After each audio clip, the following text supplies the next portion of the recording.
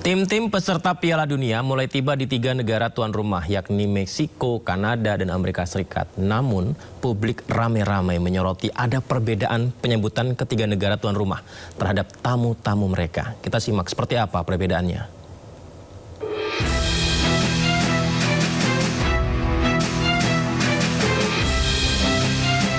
Tuan rumah Piala Dunia Amerika Serikat menyambut sejumlah pemain dan tim peserta dari beberapa negara dengan pemeriksaan yang dituding berlebihan di bandara.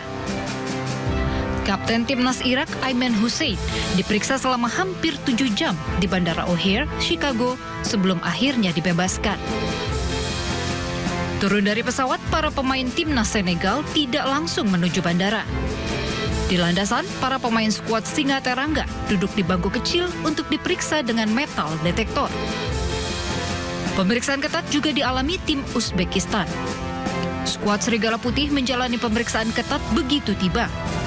Petugas bahkan menggunakan anjing pelacak dan mengendus tas-tas yang dibawa para pemain. Di Kanada, petugas keimigrasian merilis video syarat yang harus dipenuhi oleh tim, ofisial, maupun supporter negara peserta.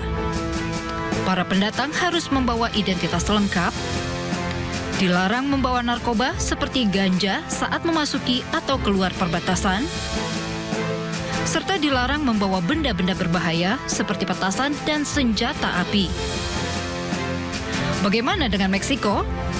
Penyambutan meriah diberikan negara ini terhadap tim-tim peserta. Salah satunya Spanyol. Kedatangan skuad La Furia Roja disambut hangat dengan alunan mariachi, topi ikonik sombrero, serta antusiasme penggemar yang memadati bandara. Tak sedikit pemain yang mengabadikan kehangatan ini dengan ponsel mereka.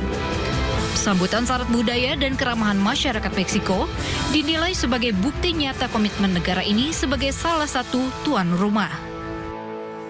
Kembali memanasnya Iran dengan Israel mulai berdampak pada aktivitas sipil. Antrian panjang memadati bandara utama Israel di Tel Aviv setelah sejumlah maskapai membatalkan penerbangan menyusul saling serang rudal yang kembali mengguncang kawasan Timur Tengah.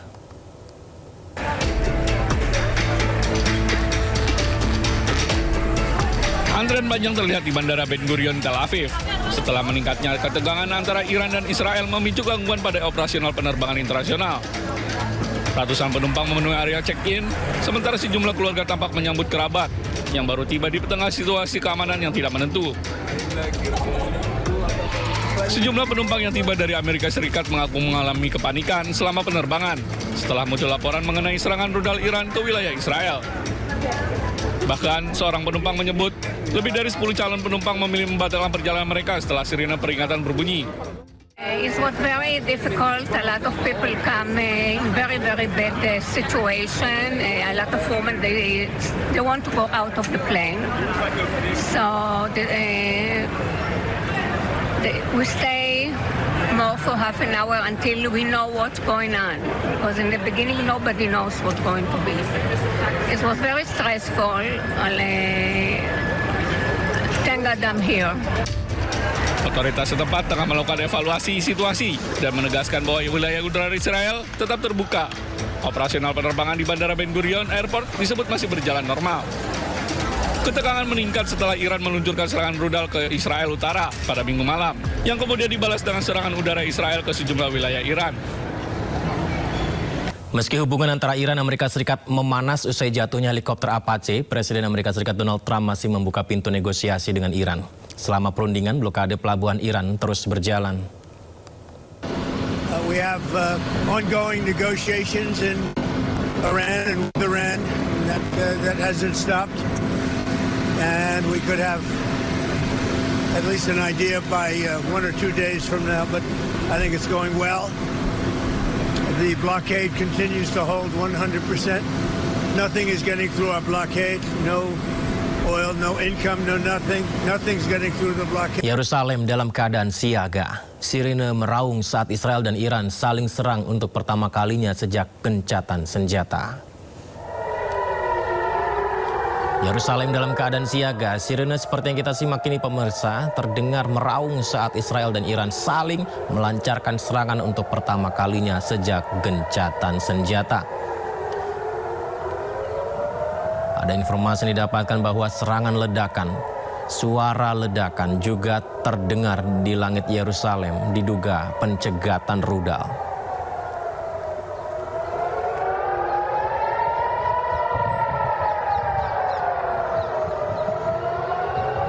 Kelompok Ansarullah Houthi Yaman merilis rekaman gelombang serangan ke Israel, di mana sebelumnya Houthi mengumumkan membantu Iran terlibat dalam konfrontasi militer melawan Israel dan melarang kapal-kapal Israel melintasi Laut Merah.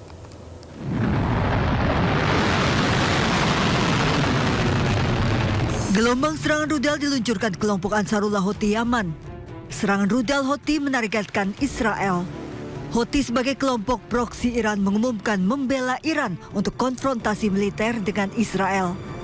Keputusan ini diambil Houthi setelah Iran saling serang dengan Israel akibat Israel melanggar gencatan senjata membombardir Lebanon. Houthi pun mengumumkan melarang kapal-kapal Israel dan perusahaan yang terafiliasi melintasi Laut Merah dan Selat Bab el-Mandeb.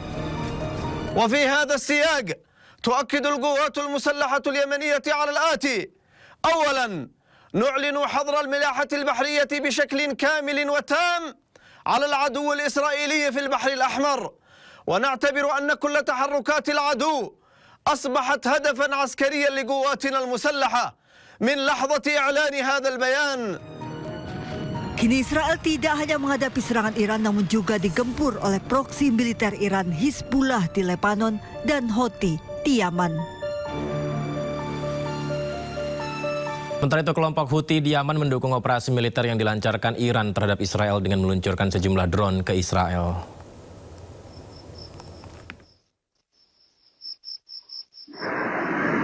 Kelompok Houthi di Yaman mendukung operasi militer yang dilancarkan Iran terhadap Israel dengan meluncurkan sejumlah drone. Sejumlah rekaman video menunjukkan militer Israel menangkap drone serangan dari Iran di kawasan Eilat, Israel di luar pantai Laut Merah. Usai drone berhasil diluncurkan di udara, tak lama sirine serangan pun berbunyi. Peluncuran drone ini diduga dilakukan kelompok Houthi di Yaman yang didukung Iran. Kelompok Houthi mendukung Iran menembakkan rudal dan drone ke arah Israel untuk memperingatkan Israel agar tidak melakukan eskalasi yang lebih luas.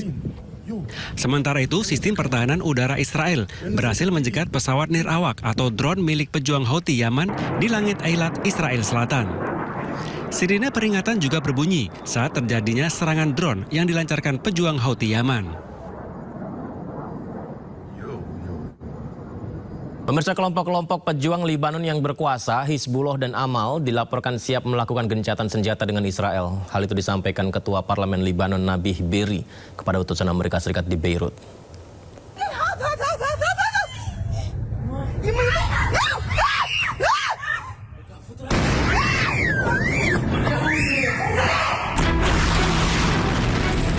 Konflik antara Israel dan Libanon hingga kini masih terus memanas.